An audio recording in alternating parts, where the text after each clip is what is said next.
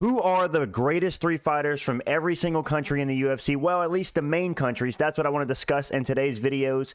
Obviously, the UFC is a global sport where guys all around the world from nearly every country fight. And I thought it'd be interesting to take the 11 main countries and talk about who's the greatest three fighters in those countries and give my opinion on why. And you know what's shocking about this topic is that I realize that a lot of these countries don't have the best fighters or have like a long line of fighters. It's really just the US, Brazil, and Russia that have like insane fighters. A lot of these other countries, they struggle to have top names. But nonetheless, let's get right into it. Starting off with the United States of America. This country has more former champions than any other country, I believe. It's either this or Brazil. But coming in at the number 3 spot for the U.S., I have Big DC, Big Cheeseburger. Listen, Daniel Cormier is a double champion, right? He defended both belts in both weight classes at least once.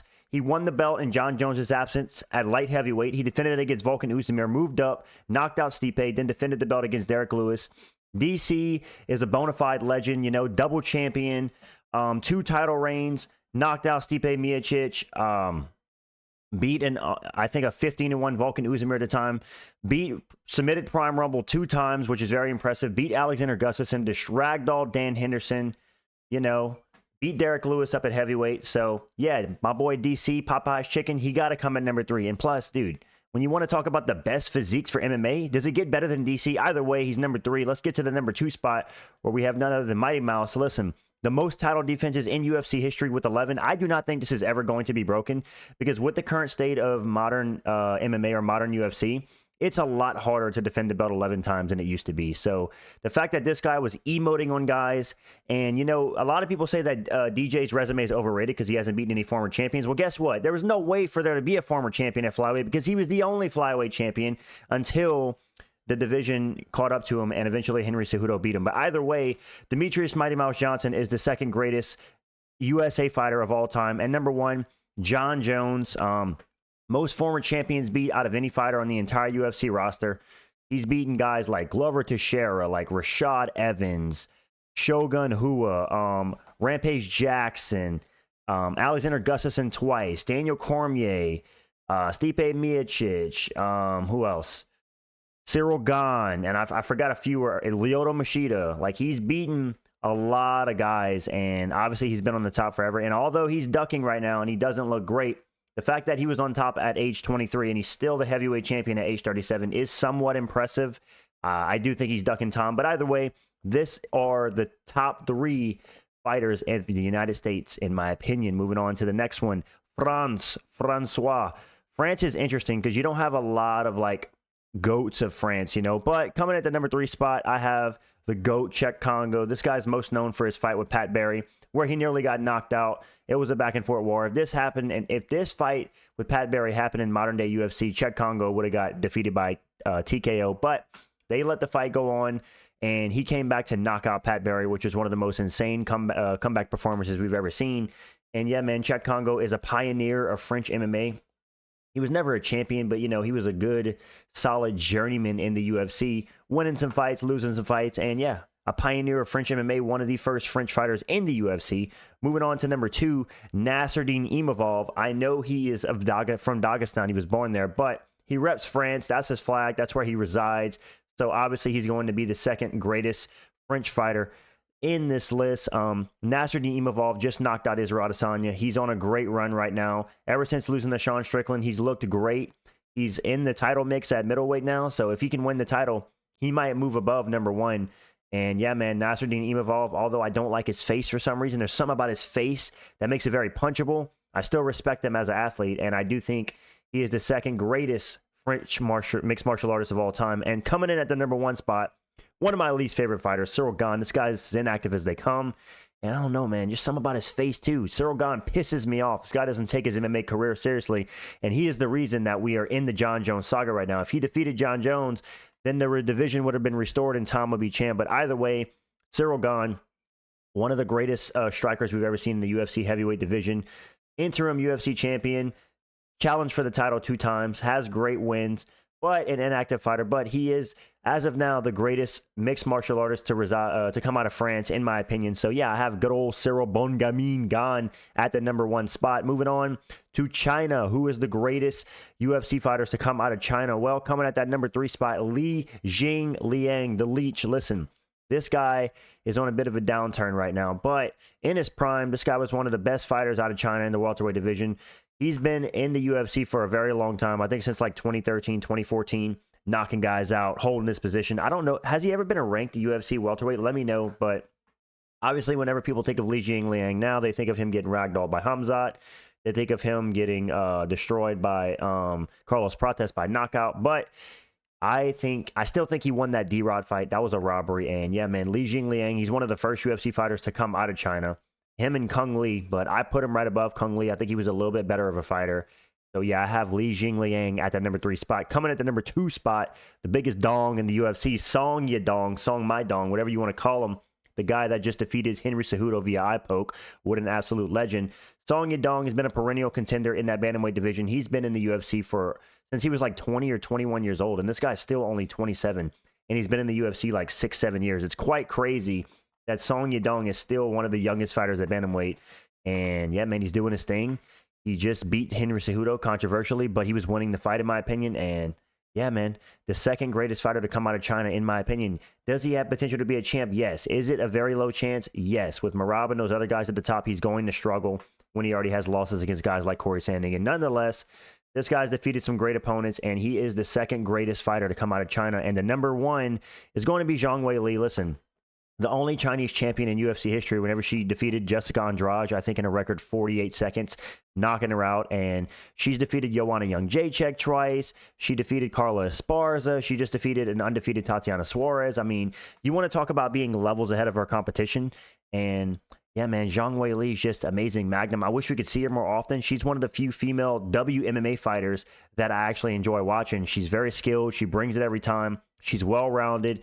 And yeah, she's either looking to dominate or to finish you. And I enjoy her fights. Very rare for me to enjoy a WMMA fight. Typically, it's a bathroom break. But nonetheless, Zhang Weili is the greatest fighter to reside out of China, in my opinion. The only champion in UFC history. And she's now a 2-time strawweight champion. She lost the belt to Rose Namajunas, but she ended up gaining it back over Carla Esparza. And she still reigns ahead of the division. And honestly, in a super fight with her and Valentina, I might favor her, man. Valentina's been looking pretty mid recently, and Zhang Weili still looks like she's in her absolute prime. So shout out to Zhang Weili, one of the best WMMA fighters on the roster as we speak. Moving on to Brazil, one of the greatest countries ever in the history of the UFC in terms of like producing like stars and great fighters. I mean, they have Brazilian Jiu-Jitsu. They have legends like Royce Gracie. But in the top 3, the #3 spot, I'm going to have Poatan Alex Pereira. Listen, losing to Magomed Ankalaev in a very close fight doesn't really change much for me of how great Alex Pereira is. This guy's a 2-time Glory kickboxing champion, came to the UFC, got fast-tracked to a title, and showed that he was able. A lot of people say he got fast-tracked, and that's the only reason he got what he got. Well, guess what? He beat the guys to get fast-tracked and won the belt. He knocked out Sean Strickland. He finished Israel Adesanya. He beat Jan Blachowicz up a weight class, and he knocked out Yuri Prochazka twice. He knocked out Jamal Hill. He knocked out Khalil Roundtree. And it's like this guy defended his belt 3 times in less than 6 months at light heavyweight, was also a middleweight champion, and had a razor close fight with his, stylistically, it's supposed to be his hardest matchup in the entire UFC, which I agree is Magomed Ankalaev, at least in the light heavyweight division. And yeah, man, what Poatan has been able to accomplish in the last 3 years is nothing short of spectacular. So he's got to be in the top 3 of greatest Brazilian mixed martial artists to ever walk the planet. Moving on to the #2 spot, I have Anderson the Spider Silva. Listen, this guy holds the second most title defenses consecutively in UFC history at 10. He has the longest win streak in UFC history at 16. He finished 14 of his 16 wins in his UFC run. And yeah, man, Anderson Silva, one of the greatest strikers. I think in terms of striking, this guy was way ahead of his time. I mean, just go, if you want to see a beautiful striking display, go back and watch Anderson Silva versus Forrest Griffin. Talk about Forrest playing checkers and checkers and Anderson playing chess. That was an insane performance. He just made Forrest look like an absolute fool in that fight. And yeah, man, Anderson, I know his level of competition wasn't the greatest, but this guy's a pioneer for Brazilian MMA, and he did his thing for a long time and even had some fights in boxing. And yeah, shout out to Anderson Silva, the #2. I had the #1. I have the King of Rio, Jose Aldo. I do think he is the greatest Brazilian mixed martial artist to ever live. I mean, this guy's been on top of his game since he was like 21 years old, being champion in the WEC, defending that belt. And then WEC got absorbed into the UFC. He went on to defend his belt 7 times before getting finished by Conor McGregor, but found himself being a 2-time bantamweight champion. Then he went to a 2-time featherweight champion at UFC. Then he went to bantamweight, challenged for that title, lost. But then he still was able to secure some top wins at 38, 37 years old. Very impressive from Jose Aldo. His longevity is unmatched. And while I do agree that he struggled to get like a winning record since losing to Conor McGregor, and he's somewhat been out of his prime, Jose Aldo's longevity and like how well he's been able to do in bantamweight and featherweight and still be a top 15 fighter in 2025 is quite insane. So yes, I think Jose Aldo is the greatest Brazilian mixed martial artist to ever live. I have him at my number 1 spot. Moving on to Canada. Now Canada is interesting because, man, outside of number 1, you're really grasping at straws. I was very much so unaware of the lack of GOATs that Canada had. And yeah, man, I don't know what's in the water. Canadians just don't like mixed martial arts, so they don't have a lot of like GOATs out there, you know. For the number 3 spot, I'm putting Carlos Newton. Listen, I'm putting him just because of the pioneer level of it. This guy put Canadian MMA on the map. And if I'm not mistaken, this guy was a welterweight champion at one point. Put in the comments if I'm incorrect. Was Carlos Newton a welterweight champion, or is Unk MMA an absolute casual? Nonetheless, Carlos Newton, an absolute pioneer of Canadian MMA, one of the first Canadian UFC champions, if not the first. And yeah, man, put Canadian MMA on the map. Coming in at the number 2 spot, he was supposed to be the protege of GSP, Rory McDonald. If you guys remember, this guy schooled Tyron Woodley back in the day and challenged Robbie Lawler for a UFC belt in one of the greatest fights in UFC history. That's actually in the Hall of Fame now, UFC 189, Lawler versus McDonald 2. And he came up short, but listen, man, Rory McDonald was one of the first mixed martial artists that didn't like come from like a background. He trained everything from the start. He trained striking, he trained grappling, jiu-jitsu. He was supposed to be like the new era that wasn't a specialist, and that's exactly what he was. So yeah, for me, he's the second greatest Canadian mixed martial artist of all time, and it's no secret who's number 1. It's not even close. GSP is the greatest Canadian mixed martial artist of all time, and some people have him as the greatest mixed martial artist of all time. A 20-2 UFC record. He's actually defeated every single fighter he's ever faced. He's only lost to guys named Matt, which is kind of funny. 9 title defenses, on top of the welterweight division for 6 years plus. Came back in 2017 to get a second belt against Michael Bisping, and then did duck some competition and retired. But nonetheless, GSP is a bona fide legend, and I think his skills, even back then, would hold up today. He was so well-rounded, I can see him being a top 10 fighter in 2025. That's how good GSP was for his time. But Georges St. Pierre decided to call it quits in his career. I think he was like 32 years old, 33 years old. And then he came back to win the middleweight strap and then called it a career for good. GSP, one of the legends of the sport, the greatest Canadian mixed martial artist by far of all time. And yeah, man, GSP, I think he's a great role model, and I think he's a standard in what champions should aspire to be. Moving on to Mexico. Yes, Mexico has some great mixed martial artists. Coming in at the number 3 spot, we're going to have Yair Rodriguez. Listen, this guy has lost to every good fighter that he's fought pretty much. But Yair Rodriguez has been a perennial contender at featherweight. This guy has been up top the featherweight division and in the top like 10 since like 2016, 2017. This guy knocked out BJ Penn back in the day. Granted, it was a past his prime BJ Penn. He has a knockout win over Andre Fili. He twisted Josh Emmett into a pretzel. He has a win over Brian Ortega. Who else has Yair Rodriguez beat? He had a close fight with Max Holloway. He lost, turned Max Holloway into a grappler at the end of that fight. Interim UFC champion, although he kind of got schooled by Volk. No shame in that. Yes, Yair Rodriguez is one of the greatest Mexican mixed martial artists to ever walk the face of the earth. So I have him at the number 3 spot. Coming in at the number 2, we got Alexa Grasso, everyone's glorious queen. Shout out to Juiceman562 if you're watching this video, because I know you love some Alexa Grasso, bro. So I had to put her on this list just for you, man. Listen, the one of 2 Mexican UFC champions. I'm not going to count Yair as a UFC Mexican champion because he was an interim champion. That wasn't the undisputed title. So yes, Alexa Grasso is one of 2 UFC Mexican champions. And yeah, man, she defeated Valentina Shevchenko twice, and she did kind of get destroyed in the third fight. But Alexa Grasso, she's got the cute looks, as a lot of guys like to say. She got the UFC belt. So in terms of mixed martial arts, bro, you got to put her at number 2, right under the Lego man in Brandon Moreno. Listen, maybe not today, maybe not tomorrow, but I promise you guys they will be champion. This guy promised us that he would be UFC champion, and he delivered, becoming a UFC champion by defeating Davis and Figueiredo and holding on to the belt until ultimately lost it to Pantoja. But this guy, even today at 31 years old, is still one of the best fighters in that flyweight division, the best boxer in the flyweight division. And yeah, man, I think this guy has a chance to go back and claim that title again, assuming Pantoja loses. But that is a tough thing to bet on because Pantoja's on top of this game. But nonetheless, Brandon Moreno is the greatest Mexican mixed martial artist of all time. I think he's a two-time flyweight champion, if I'm not mistaken. Did he? No, wait. So he fought to Davison Figueiredo the first time with a draw. And then the second time he submitted Davison. And then the third time, Davison beat him by decision. And then he defeated Davison in the last time. Yeah, so Brandon Moreno is a two-time flyweight champion, 4 fights with Davison Figueiredo, an absolute classic of a quadrilogy. And yeah, man, shout out to the Lego man, Brandon Moreno. Moving on to England, one of the greatest countries in terms of mixed martial arts. Shout out to the English UFC fighters out there. One of my favorite fighters of all time, I'm going to have Tom Aspinall at the number 3 spot. Listen, Tom Aspinall is 9-0 in the UFC, finishing all 15 of his wins coming by way of submission or knockout. He has the shortest average fight time in UFC history.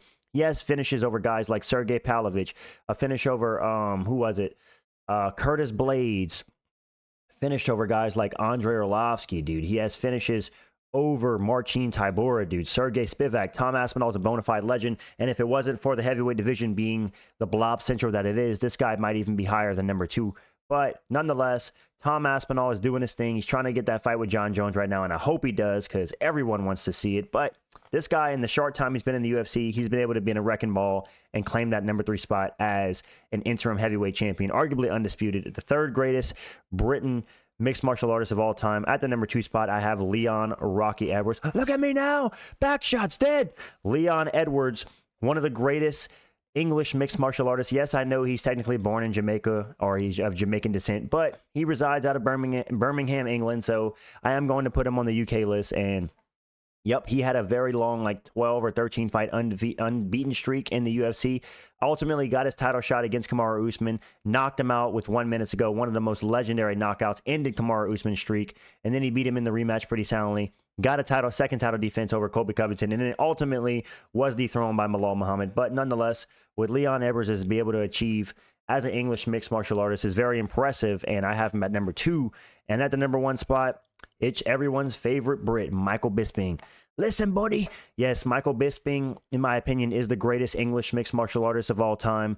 The fact that this guy was able to capture the belt against a prime Luke Rockhold at 37 was quite impressive. And yeah, I know he went on an embarrassing downturn after that Rockhold performance, arguably losing to Dan Henderson at 46 and then getting destroyed by GSP and then knocked out by Kelvin Gastelum. But Michael Bisping's journey to UFC champion and how he put English MMA on the map is nothing short of spectacular. And you got to put some respect on Bisping, especially knowing that he fought the second half of his UFC career with one eye. That makes it even more impressive. If you guys don't know, in 2013, he faced Vitor Belfort, got head kick, knocked out. That gave him a detached retina, which ultimately led to him losing his eyesight. And he was able to get past commissions and fight with one eye and win the belt with one eye in his UFC career. So to me, that's extremely impressive. I have him at my number 1 UK fighter of all time. Moving on to Georgia. Yes, Georgia has some of the greatest UFC fighters of all time, despite being an extremely small country relative to the US, Brazil, and Russia. Georgia, the number 3 fighter of all time, I got Roman Dolidze. Now, some people will say maybe like Giga Chikadze or Guram Kutateladze. I just think those guys have kind of been fraud checked and destroyed. And Guram is not even in the rankings. And Giga Chikadze, I believe, is dropped out of the rankings as well after getting destroyed a couple times.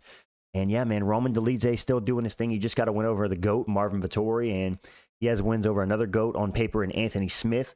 Roman Dolidze is an up-and-coming middleweight. He's in the top 10, I believe. And yeah, man, do I think he's going to be a champion? Most likely not. But he's dangerous on the feet. He has some pretty good striking, or decent striking, that he seems to be developing. And he's amazing on the ground. So Roman Dolidze in the top 3 of Georgian. Number 2, I have Merab Dvalishvili. A 13-fight win streak in the UFC, I believe. It's either 12 or 13. An 11-fight win streak at bantamweight, the longest win streak in bantamweight history.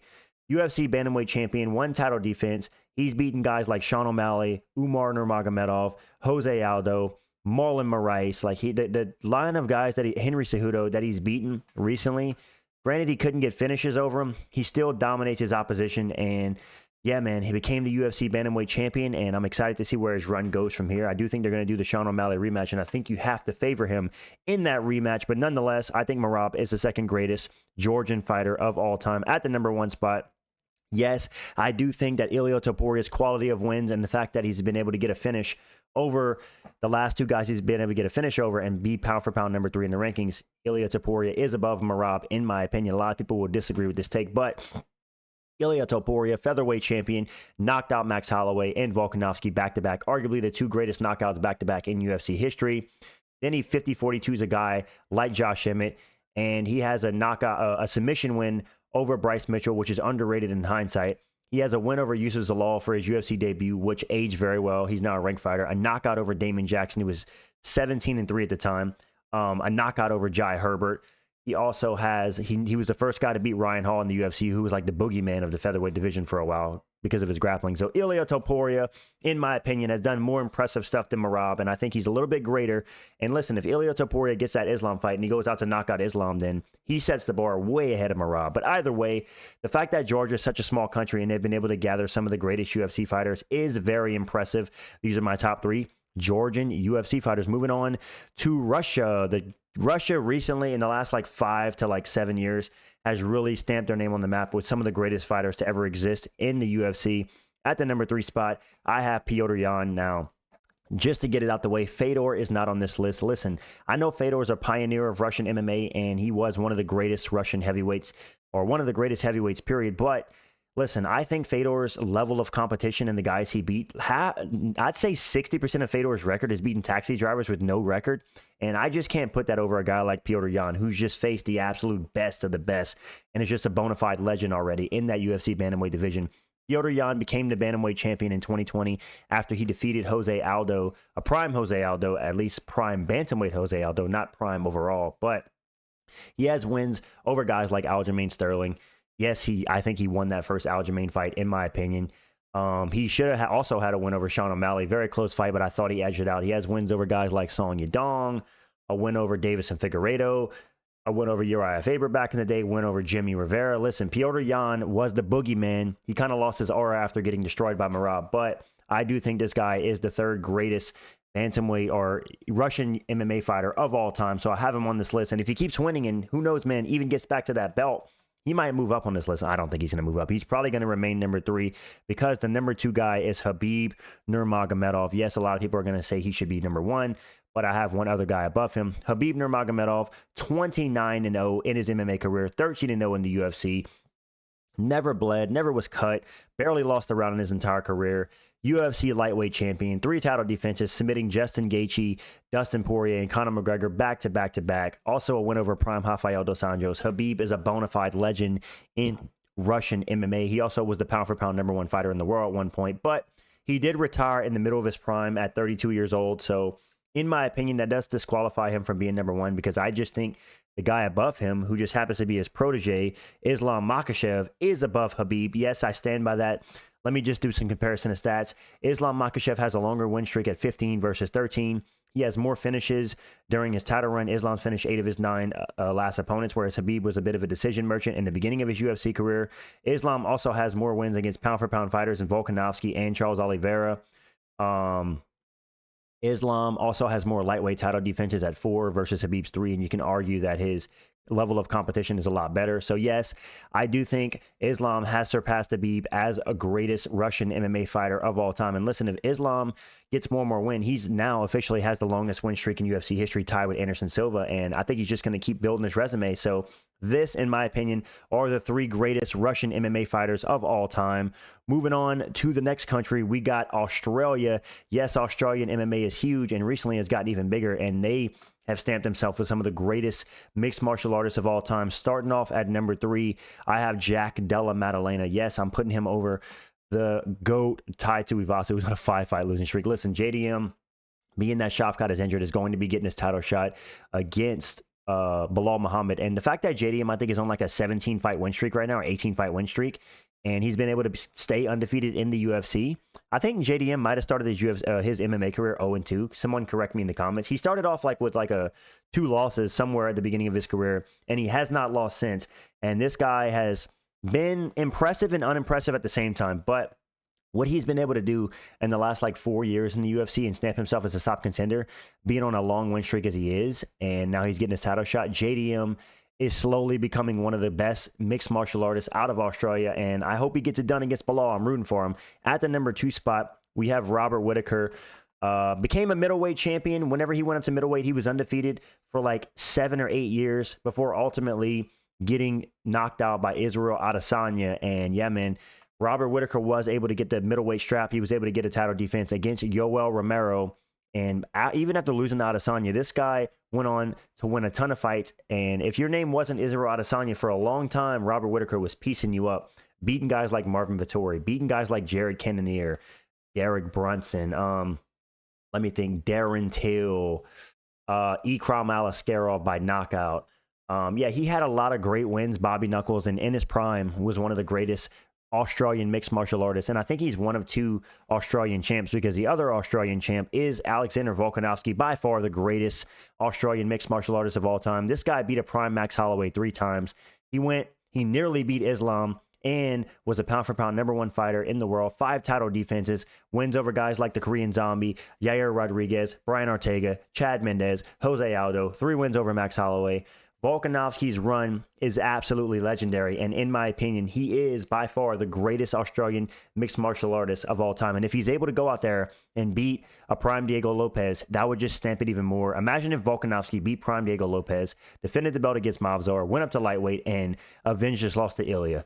That would be legendary status stuff. Obviously, that's extremely far-fetched, but Volkanovski, one of the most wholesome guys and one of the greatest mixed martial artists to ever do it. Moving on to the last country on this list, we got Poland, Polish Power. Poland has had some great MMA fighters, and started off at the number 3 spot, I have Mateusz Gamrot. Listen, he's never been a UFC champion, but he's been a perennial contender at lightweight at this point. This guy's been around at lightweight for a while. He has wins over guys like Arman Sarukian. He should have won that fight against Dan Hooker. Who else does Gamrot have wins over? He submitted Jeremy Stevens back in the day. He has a win over Rafael Fiziev. He has a win over Brad Riddell, maybe. I might be tripping, but Unk MMA is a casual, guys. Excuse me. Nonetheless, he's the 3rd greatest Polish fighter of all time. Poland creates some bona fide legends outside. And listen, man, low key, he might be a nightmare matchup for Islam. I'm just saying. No, I'm joking. He's not. But moving on to the number 2 spot, we have Joanna Jędrzejczyk, the first UFC strawweight champion, the boogie woman of the strawweight division, in my opinion. She was dominating that division for a long time before Rose Namajunas came and knocked her out. But Joanna Jędrzejczyk, she put the strawweight division on the map, a dominant champion, a fun champion, and arguably had the greatest WMMA fight in history, her versus Zhang Weili. If you haven't seen that fight, go watch it. That's one of the greatest fights we've ever seen across all WMMA fights. And at the number 1 spot, it's your boy Jan Blachowicz, Polish Power. Jan Blachowicz, UFC champion. He beat a prime Dominic Reyes, who arguably got a win over Jon Jones, and went on to was the first guy to defeat Israel Adesanya in the UFC when Izzy was 20-0. That's an underrated win that nobody talks about. And even at 42 years old, this guy's still ranked in the top 3 at light heavyweight, and he nearly beat Alex Pereira. In some people's eyes, he did. So shout out to my boy Jan Blachowicz. Also has knockout wins over guys like Corey Anderson. And yeah, man, he's still doing his thing. So this is my list of the top 11 countries in the UFC, the top 3 greatest fighters from each country. Let me know down in the comments if you guys disagree or agree. And Unk MMA is out. Deuces.